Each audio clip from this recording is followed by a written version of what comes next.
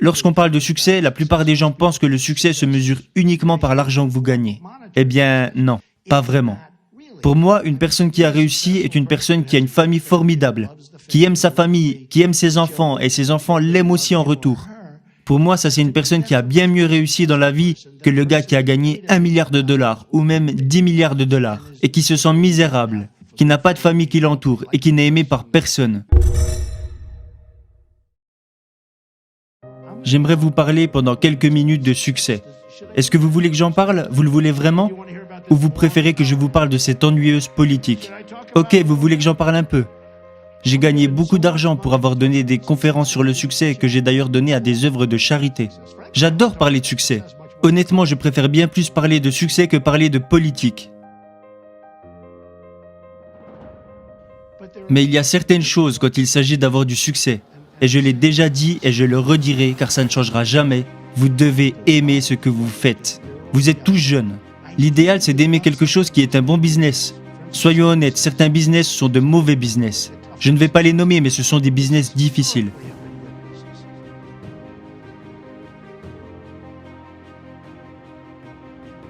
Vous devez absolument aimer ce que vous faites. L'idéal, c'est que ce que vous aimez faire est dans la catégorie des bons business, mais vous savez quoi? Si ce n'est pas le cas, la passion est plus importante que d'avoir un bon business. Certaines personnes veulent devenir professeurs. Certaines des personnes les plus heureuses et qui ont le plus de succès que je connais ne sont pas les personnes qui sont les plus riches. Ce ne sont pas ceux qui font le plus d'argent. Ce sont des enseignants, des scientifiques. Je connais certains scientifiques qui sont juste impatients de retourner au travail.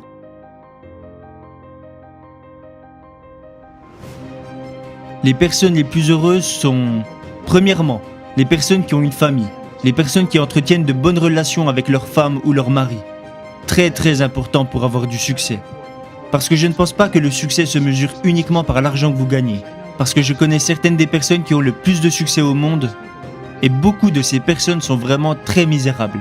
Et peut-être que pour certains je fais également partie de cette catégorie. Mais moi je suis très heureux, je suis très épanoui, ça je peux vous l'assurer.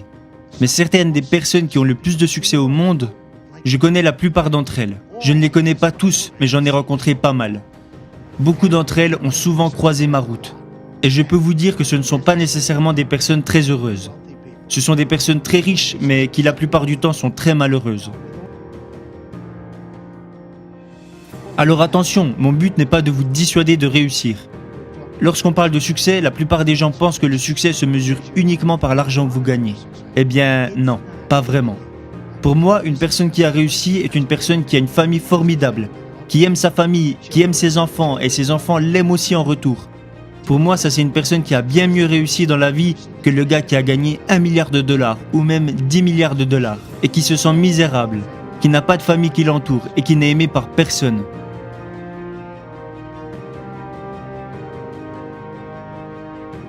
J'en ai rencontré. Je pense avoir rencontré chaque type de personne qu'il existe sur Terre, que Dieu a créé, si vous voulez savoir la vérité. Et les personnes qui sont les plus heureuses ne sont pas toujours les personnes qui sont les plus riches. Mais en termes de succès financier, l'argent permet de vous rendre la vie plus facile. Vous n'avez plus à vous préoccuper de la nourriture, du loyer, des frais de scolarité. Quand vous êtes malade, vous allez voir les meilleurs docteurs qui ont plus de chances de résoudre vos problèmes. Soyons honnêtes, l'argent rend vraiment la vie plus facile. Et je connais pas mal de petites histoires sur des personnes qui ont du succès. Vous devez aimer ce que vous faites et vous ne devez absolument jamais abandonner. N'abandonnez jamais. Vous êtes peut-être si près d'y arriver.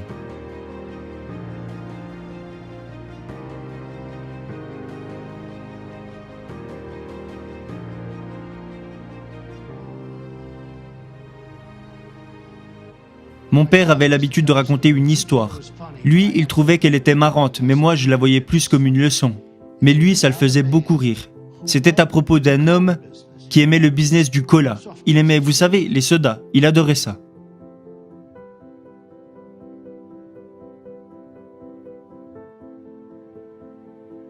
Alors il créa une entreprise qu'il appela 3Up. Et quand mon père racontait cette histoire, il rigolait. Et moi, je l'écoutais et je me disais « Non, ça ne me fait pas rire. Cette histoire, c'est plutôt une leçon. » Alors il créa son entreprise 3Up. Il en était très fier, mais l'entreprise ne marchait pas très bien, alors il décida d'y mettre fin et de mettre la clé sous la porte. Mais il ne voulait pas abandonner. Alors il en créa une autre, qu'il appela 4UP, puis il créa 5UP, et il créa 6UP, et il échoua encore et encore. Et puis un jour, il décida d'abandonner. Et mon père disait, si seulement il avait essayé une fois de plus et qu'il avait tenté sa chance une dernière fois, il aurait créé 7UP, et il aurait connu un succès incroyable. Je rigole parce que je repense à mon père quand il racontait cette histoire. Et nous l'interprétions différemment. Pour moi, ce n'était pas une histoire drôle. Je voyais ça plutôt comme une leçon de ne jamais abandonner. N'abandonnez jamais.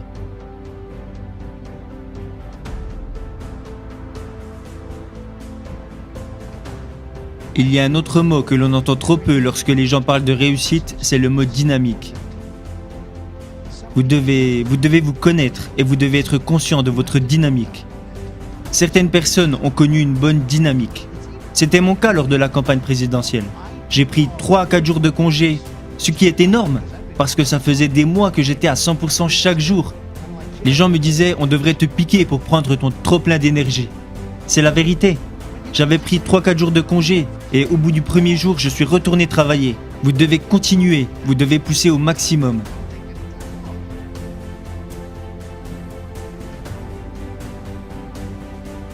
Les vacances, si vous voulez des vacances, alors c'est que vous n'êtes pas dans le bon business. Je prends très rarement des jours de repos parce que j'aime ce que je fais. Que ce soit dans mes business ou dans mes fonctions présidentielles. Peu importe, le mot dynamique est très important. Alors vous devez le comprendre et vous devez comprendre comment appréhender votre dynamique. C'est un mot qu'on emploie rarement quand on parle de réussite, mais il est si important.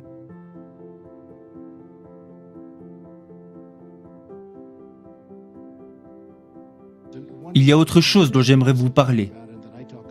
La chance a un rôle important pour réussir. J'ai un ami qui est juste un gars malchanceux. Un gars très malchanceux. Il est intelligent, il a fait une grande école de finance. C'est un gars très brillant. Mais il a toujours été malchanceux. Et peu importe ce qui lui arrivait, ça n'allait jamais dans son sens. Il n'a jamais vraiment réussi. Et vous découvrirez quand vous aurez beaucoup de succès que les personnes que vous aimerez le plus seront souvent les personnes qui ont moins de succès que vous. Parce que lorsque vous êtes à table, vous pouvez leur raconter tous vos exploits et eux se taisent et écoutent. Est-ce que vous comprenez ce que je dis ? Si vous voulez être respecté, entourez-vous toujours de personnes qui ont moins de succès que vous. Vous comprenez ce concept ? Ce gars avait vraiment la poisse. Il était comme maudit. Il était toujours malchanceux. Peu importe ce qu'il faisait. Quand je l'appelais, il était toujours blessé. Il y avait toujours quelque chose de bizarre qui lui était arrivé. Alors, il était blessé. Je lui demandais, qu'est-ce qui t'est arrivé ? Je me suis cassé l'épaule. Mais comment tu as fait pour te casser l'épaule ? Tu fais du football américain ? Non, je suis juste tombé de mon lit en dormant. Ce gars pouvait se blesser à tout moment. Peu importe ce qu'il faisait, il était susceptible de se blesser à tout moment. Il était toujours malade. J'appelais sa femme, elle me disait « Oh, tu sais, il ne va pas très bien, il est malade, il a dû choper un truc dehors. » Alors il était à l'hôpital, il se remettait de sa blessure à Long Island. Il avait l'épaule cassée et écoutez bien. Il était en train de rouler sur la voie rapide de Long Island pour rentrer de l'hôpital lorsqu'un énorme camion heurta le panneau qui indique New York City 10 km et le panneau tomba sur sa voiture. Si ça c'est pas un signe, imaginez, il ne s'est pas fait percuter par un camion, il s'est fait percuter par un panneau de signalisation.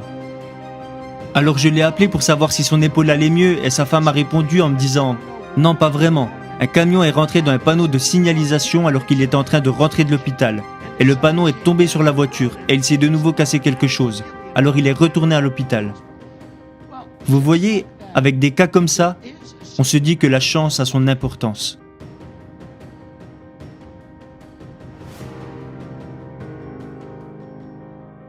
Mais l'une des meilleures histoires pour moi est celle de Gary Player.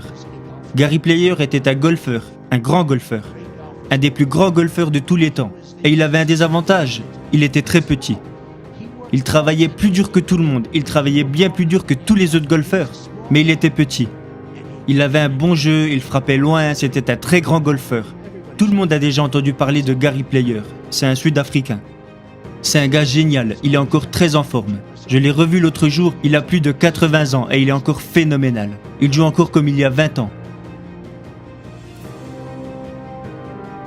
Gary Player a travaillé très dur.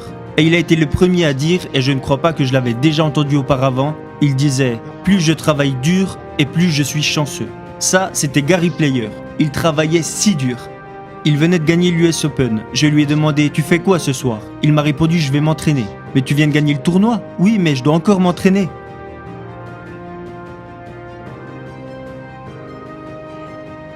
J'ai vu des personnes travailler très très dur et ne réussir que dans une certaine mesure. Parce que je crois vraiment que la chance a un rôle dans tout ça. Mais il y a des personnes qui travaillent dur. Souvenez-vous de cette phrase.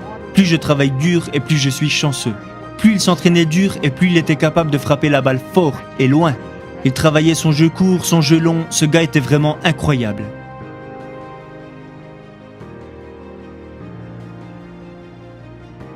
Il a gagné 18 majors au cours de sa carrière.